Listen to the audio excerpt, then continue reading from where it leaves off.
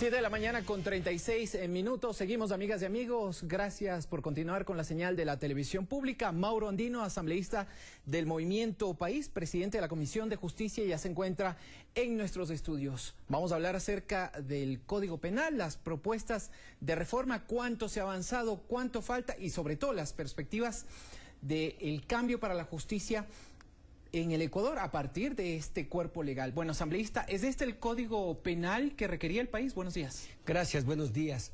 Bueno, lo que pretendemos es dejar atrás primero un código que data de más de 70 años atrás, un código penal con disposiciones anacrónicas que inclusive van en contraposición a nuestra Constitución garantista de justicia y de derechos, e inclusive también en contra de los instrumentos de carácter internacional.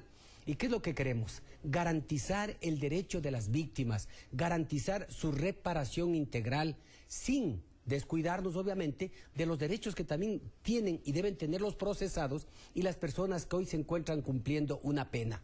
¿Qué es lo que hemos hecho? Depurar una serie de disposiciones anacrónicas, actualizar la legislación con nuevos tipos penales.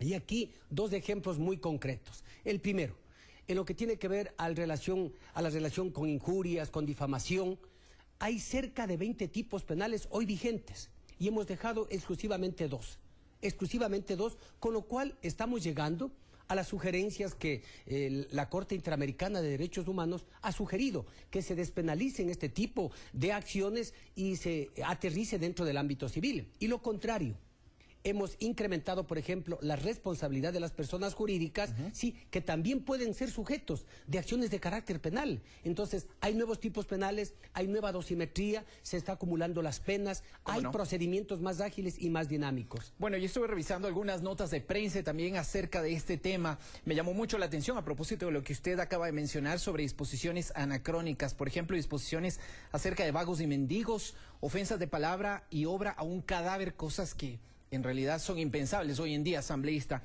Y he estado leyendo también acerca de los contenidos: delitos y contravenciones de tránsito, genocidio, etnocidio, homicidio culposo, tortura, la violencia sexual contra la mujer, corrupción de niñas, niños y adolescentes, etcétera, etcétera, etcétera. Destáqueme algunos de los puntos que usted considera fundamentales dentro de esta propuesta. Bueno, algo importante que en ciertos sectores o determinados políticos o asambleístas han venido sosteniendo: el terrorismo.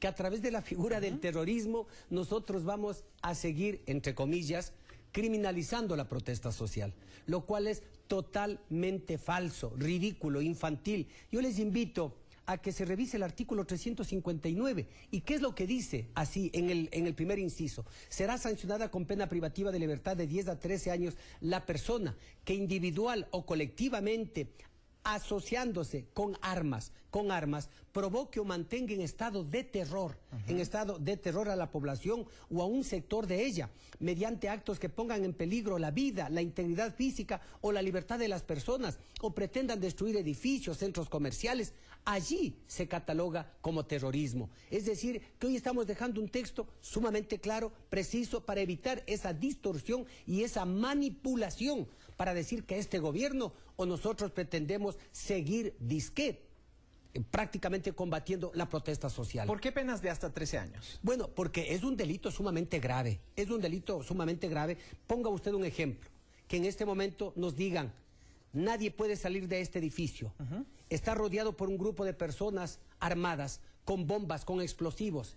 Y si ese objetivo se concreta, imagínese el terror, el pánico, cuántas vidas podrían generarse, ¿sí? O igual, que se tomen un avión, que se tomen un transporte, que allí pongan explosivos, que atenten en contra de la vida. Eso constituye un delito sumamente grave. Asambleísta, usted acaba de sostener una entrevista en otra cadena, en una cadena privada.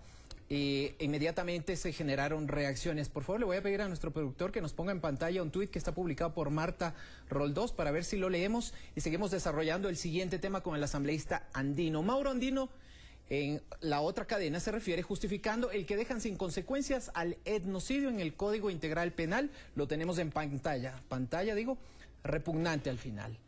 Expliquemos en primer lugar el tema del etnocidio y, bueno, su respuesta frente a ese tuit. Mire, hay ciertos sectores o ciertos actores, yo respeto como el que más a las mujeres, pero pretender desnaturalizar o confundir a la ciudadanía es engañarle, es seguirle mintiendo al país, es no querer seguir construyendo el Ecuador que queremos.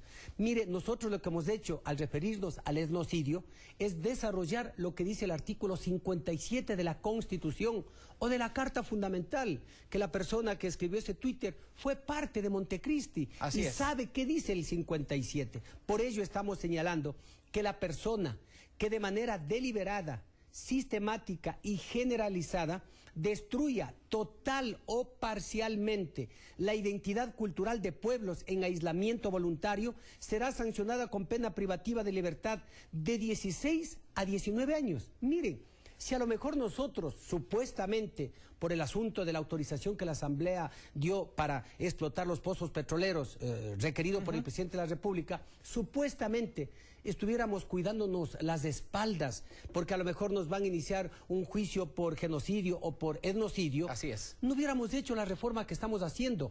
Hoy, en el Código Penal vigente, se establece una pena de 3 a 6 años. De 3 a 6 años está vigente el delito de etnocidio y nosotros estamos incrementando de 16 a 19 años. Es decir, que nosotros mismos nos estaríamos poniendo la soga al cuello para que nos pongan bajo las rejas supuestamente por cometer ese tipo de delito. Bueno, sigamos avanzando porque a pesar de que han habido muchas críticas, también hay puntos positivos. Un tema también que ha sido muy reseñado por medios de comunicación en los últimos días, el de la despenalización del aborto. Le pregunto yo, ¿por qué se optó por la propuesta final, en definitiva, y también por qué se dejó de lado lo que era el criterio de otros sectores de la población? Bueno, este es un tema sumamente delicado, muy delicado. Así es. Hay criterios divididos, ¿sí? Sectores que rechazan el aborto en un caso de violación, sectores muy respetables como el grupo de mujeres o varias organizaciones de mujeres que dicen nosotros tenemos el derecho, nosotros tenemos la libertad de saber cuántos hijos o cuántas hijas tener y más aún en caso de violación pues que se les permita abortar, sí, paralizar ese embarazo. Mire, y le quiero ser franco y honesto, yo también he sido partidario de que deberíamos ido más allá de lo que hoy está constando en este proyecto. Pero lastimosamente las circunstancias no lo permiten.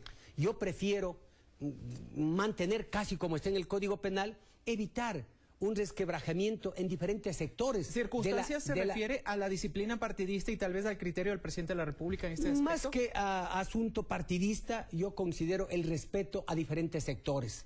Hay varios sectores. A lo mejor lo que decía el compañero presidente de la República, vayamos a una consulta. No sé si en esa consulta el pueblo ecuatoriano, el soberano, se pronuncie y decida.